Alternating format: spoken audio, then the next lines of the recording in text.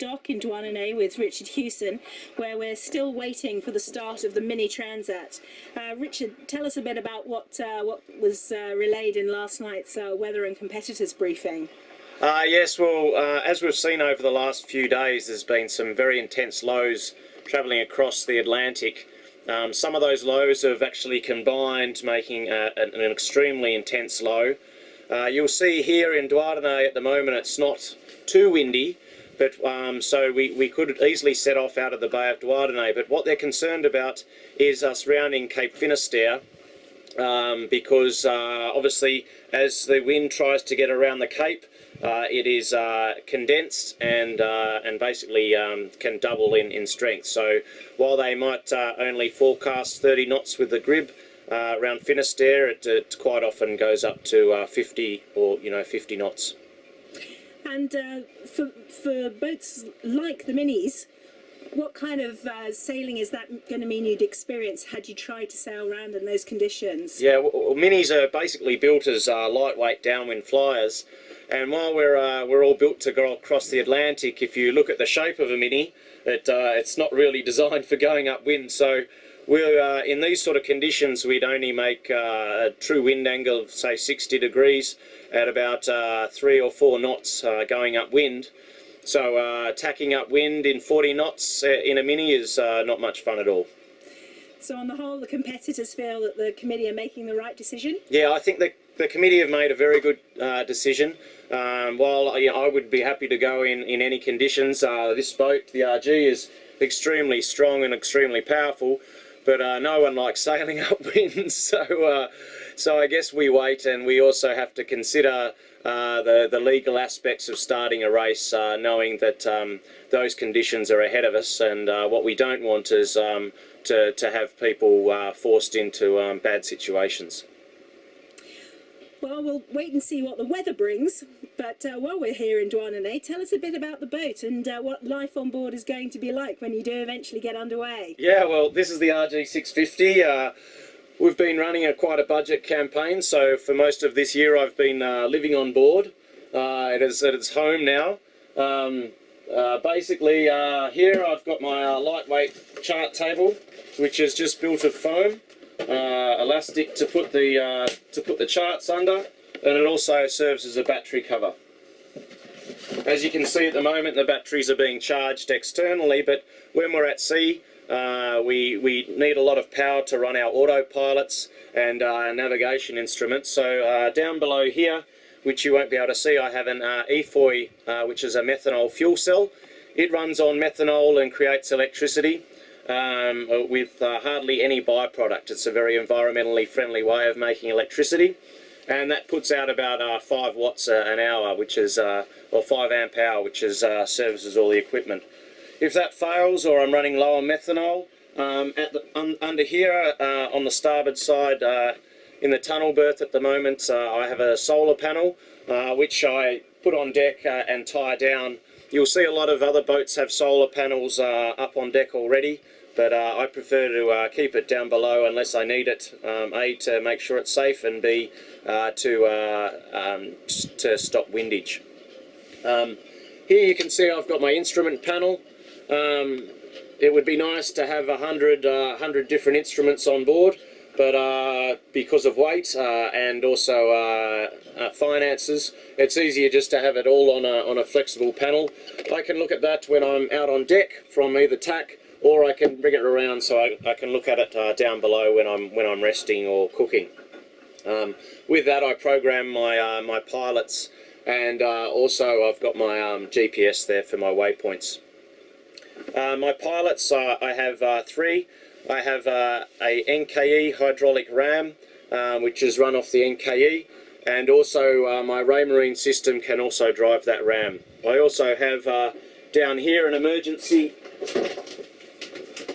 Raymarine ram, which goes up on deck and is the usual tiller drive. As a third, I've got a small autopilot that I can put, which basically has its own gyro and can run completely self-sufficiently. Everything's small on minis. Here is my mini dehumidifier, which I run in port, and that soaks all the water out of the boat to make sure it's as light as possible and dry before the race. Up here I have my Jetboil. This is my mug, my bowl, and everything else that I need to eat.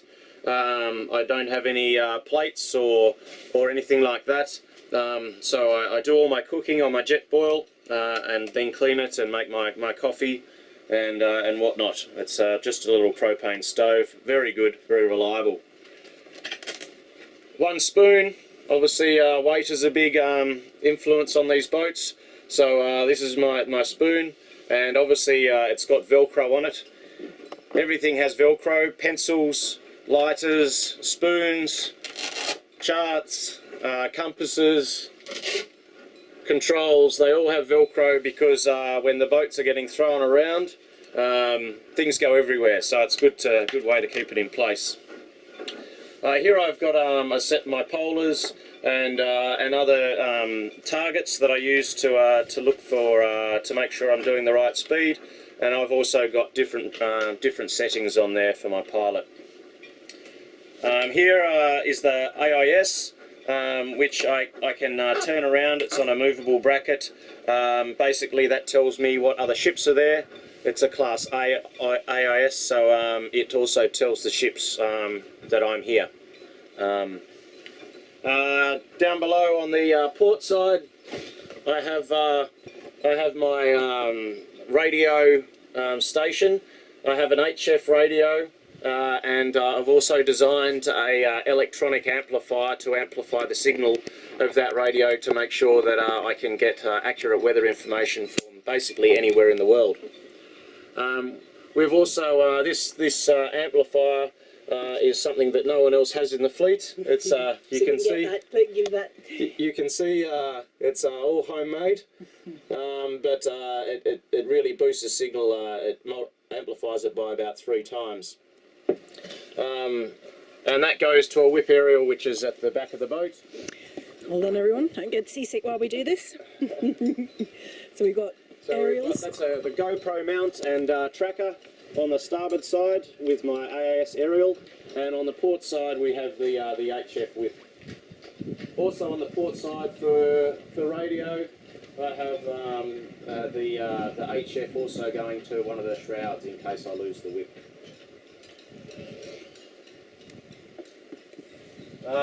And yeah, that's about it. Obviously you can see everything's on board, all my sails, an anchor which is compulsory.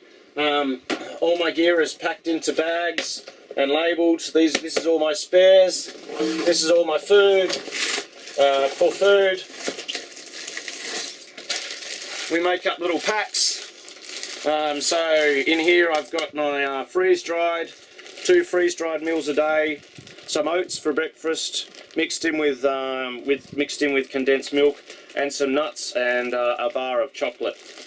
So that keeps me going through the day. If it's rough, I have the option of just grabbing out a couple of these bags and putting them down here, and then I can stack the food bag to windward, and I don't have to worry about it for the next few days. We carry all our water for the race. For the first leg, we can carry a minimum of 30 litres or a maximum of 60. I'll be carrying 60 because we're, unlike other classes, in Mini you're allowed to stack everything on the rail, so for me it's just like water ballast. If I drink the water, then we can always fill it back up, and obviously everything's labelled, everything's got clips on so it doesn't fly around. In here we have a safety box, which you can see here they have put a seal on it, so that's just in case of emergencies.